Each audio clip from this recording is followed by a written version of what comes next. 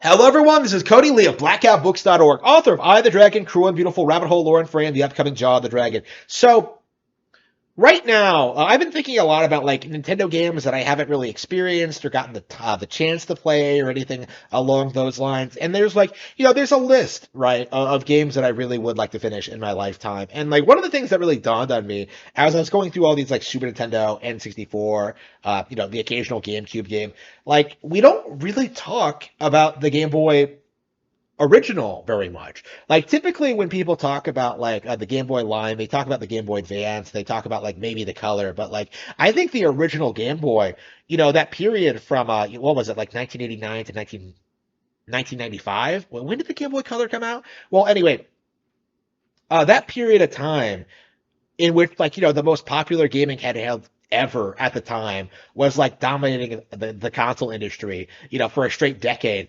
Like they had all sorts of great crazy popular games, stuff like Tetris, stuff like Donkey Kong 94, Super Mario Land 1 and 2, the first three Wario Land games. Actually, I think 3 was a Game Boy Color game. But like uh you have like all these like games that must have had like some kind of audience, must have like sold some kind of units, must have been like played to some extent. But like right now I think only like the very most popular Game Boy games are even like remotely talked about. Of course, like Link's Awakening is considered one of the best selling games ever made, one of my favorite games of all time. Pokemon is like one of the biggest brands ever. But like when it comes like the wider Game Boy library, just how much to like the common gamer like really remember it. And honestly, it feels like we have potentially have like an entire treasure trove of stuff that like people just simply don't talk about anymore on this console, just waiting to be played when the Game Boy inevitably gets ported to Nintendo Switch Online. You of course have like the big heavy hitters like the original Link's Awakening and Pokemon, but like what else is there? Like Super Mario Land, I think, is a unique, interesting game that might have some appeal for uh, for players who want to know what like the original Mario handheld game was like. Like it is a very interesting, unique game in the Mario franchise. I was kind of shocked at how many aspects in it were like introduced here or were like reutilized in different ways in different games, or like how many power-ups were in them that didn't actually come out, had never actually returned, like that one where like you fire the balls and like they bounce around the screen, or like the rabbit ears, like when are those ever going to come back?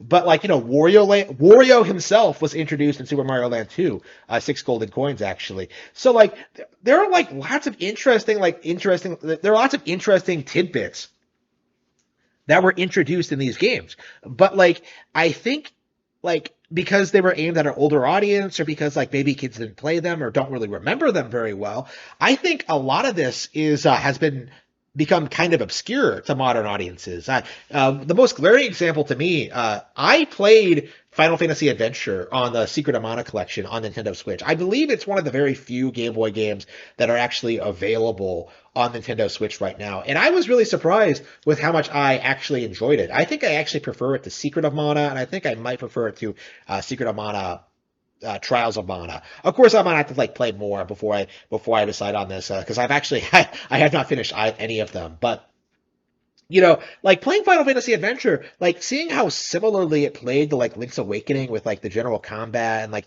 the action RPG aspects, and just like having a companion, and just like this cool dungeon crawling. Like I was actually fairly impressed. Like I thought it was actually a really fun game, one that I would really like to go back to and play one of these days. And I have to wonder just how many games like that are there. Like how many games on the Game Boy could reach an audience if they were re-released right now. So I think most people are pushing for like the Game Boy Advance to be the next Nintendo console to be put on NSL.